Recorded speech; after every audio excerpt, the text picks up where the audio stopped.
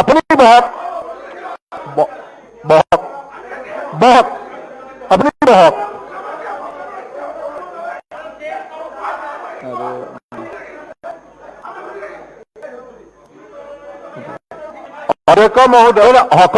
অধ্যক্ষ মহোদয় কোনোবাই যদি 21টা উদ্যোগৰ বিষয়ে জানে, আজি যে আমাৰ সন্মানীয় বিধায়ক আব্দুল পাতিন খণ্ডকাৰে ধুনীয়া প্ৰশ্ন এটা আনি জানিবৰ বাবে চেষ্টা কৰিলে।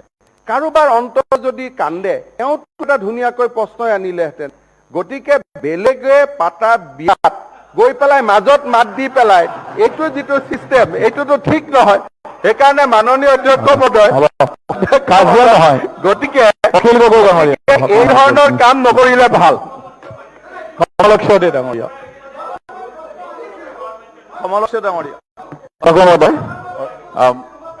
মাননীয় মুখ্যমন্ত্ৰী মহোদয়ে যিটো কৈছে ছচিয়েলিজমৰ ওপৰত ছাবস্ক্ৰাইব নকৰোঁ, কিন্তু এইটো সংবিধানত আছে, কোৱাটো উচিত নহ'ব। কাৰণ তাতে আছে আমাৰ যে এইটো প্ৰেমবুলতে আছে, distributive justice wealth should be shared equally by society through distributive justice. সেই গতিকে ছচিয়েলিজমত ছাবস্ক্ৰাইব নকৰিবলৈ হ'লে আমি সংবিধান সংশোধন কৰিব লাগিব। এতিয়ালৈকে সংবিধান সংশোধন হোৱা নাই।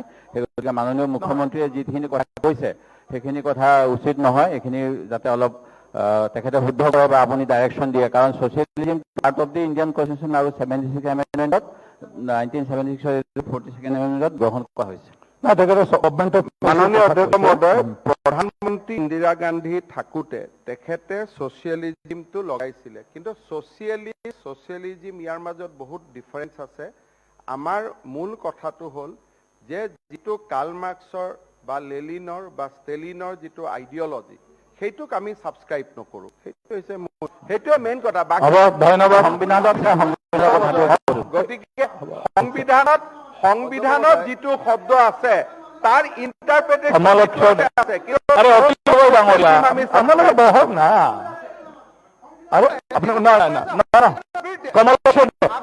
কুৱেশ্যন নম্বৰ নালাগে, এই কুৱেশ্যন নম্বৰ 4 দিগন্ত কলিতা, আপোনালোকে দিগন্ত কলিতা, অধ্যক্ষ মহোদয়, দিগন্ত কলিতা, অধ্যক্ষ মহোদয়, দিগন্ত কলিতা, আপোনালোকে বহকচোন, আপোনালোকে বহক। আমাক ক'ব দিয়ক। কুৱেশ্যন নম্বৰ 4, এইটো ডিবেট নহয়, ক'বত লাগিব। এইটো ডিবেট নহয়, এইটো ডিবেট নহয়, এইটো কুৱেশ্যন ডিবেট নহয়। আপোনালোকে বহক, আমি গোটেইটা আমি আপোনালোকে বহক, কি কথা ওলাব?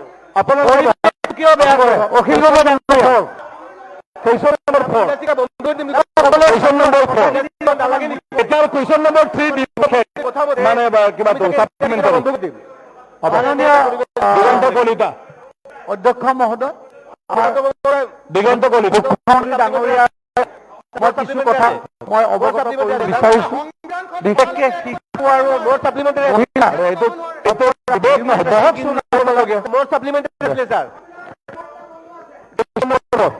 মই ক'ব বিচাৰিছো, হৈ থাকিলে কথাটো প্ৰশ্ন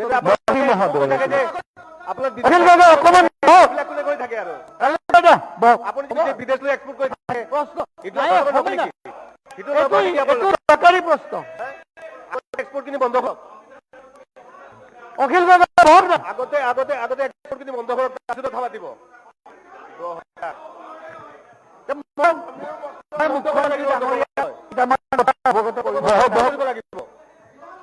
বিশেষকে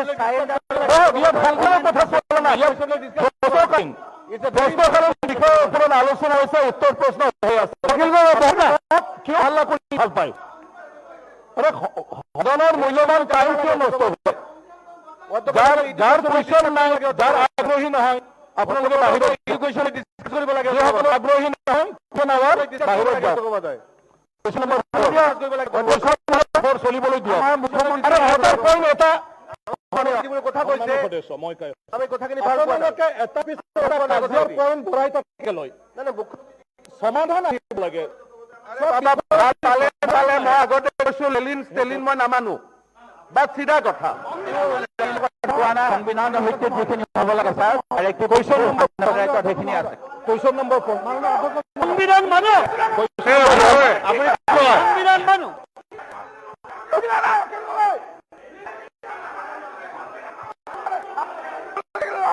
অধ্যক্ষ মহোদয়,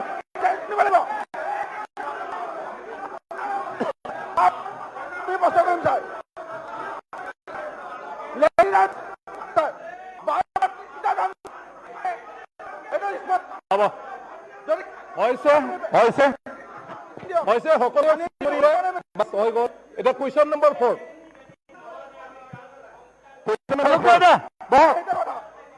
হৈ গ'ল হৈছে যথেষ্ট হৈছে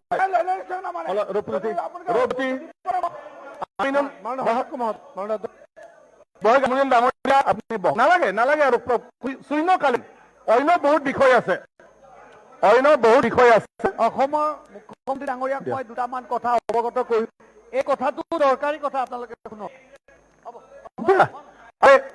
চাইল্ড আৰু ওমেন ট্ৰেফিকিং লৈ অসমত এটা ডাঙৰ এটা সৰবা আৰম্ভ হৈছে আপোনালোকে সকলোৱে জানে মই গোটেই অসমখনক লৈ কথা কোৱা নাই বিশেষকৈ মই উত্তৰ কামৰূপৰ জালুকবাৰী ৰঙিয়া আৰু কমলপুৰ এই অঞ্চলত আমাৰ বহুত ইণ্ডাষ্ট্ৰী আছে আৰু ইয়াত আমাৰ বহুতকেইটা ৰেলৱে জংচনো আছে আমাৰ হাতত কেতিয়াবা কিছু শিশু আহে কিছু মহিলা আহে এই লৈ এটা খুব ডাঙৰ এটা স্কেম চলি আছে আপোনালোকে সকলোৱে জানে যে এটা সময়ত বড়ো জনগোষ্ঠীত বিশেষকৈ প্ৰমোদ বড়ো ডাঙৰে এইটো লৈ বহুতখিনি তেখেতে সজাগতা আপোনালোকৰ আগত প্ৰকাশ কৰিছে মই ক'ব বিচাৰিছোঁ যে এই যি শিশু আৰু ছোৱালীবিলাকৰ ওপৰত যি ট্ৰেফিকিং হৈ আছে সেইটোৰ ওপৰত চৰকাৰে বহুত ব্যৱস্থা লৈছে আৰু মাননীয় মুখ্যমন্ত্ৰী ডাঙৰীয়া ইতিমধ্যে এই বিষয়ে বহুত অৱগত মই ডাটা বহুত দিবলৈ নাযাওঁ কিন্তু এই হিউমেন ট্ৰেফিকিং আৰু চাইল্ডৰ ওপৰত বিশেষকৈ শিশু আৰু মহিলাৰ ওপৰত যি শাৰীৰিক নিৰ্যাতন হৈ আছে সেইটোৰ বিষয়ে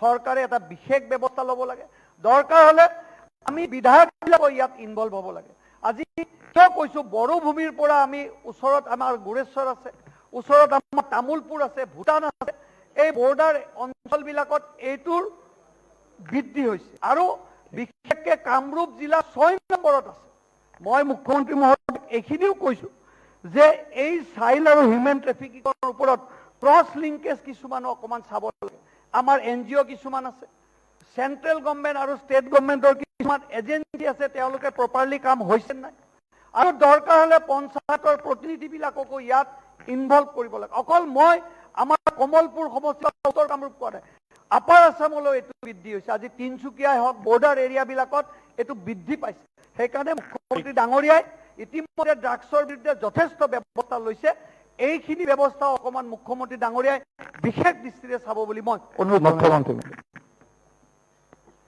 মাননীয় অধ্যক্ষ মহোদয় 2022 চনৰ জানুৱাৰী মাহ পৰ্যন্ত কামৰূপ জিলাৰ উত্তৰ পাৰৰ ৰঙিয়া আৰু চাংচাৰী থানাত 4টা গোচৰ আমি ইয়াৰে প্ৰথম কেছটো আছিল ৰঙিয়াৰ আফিজাল আলম আৰু প্ৰতীক ৰাভা এই দুইগৰাকী ভিক্টিমক আমি ৰেস্কিউ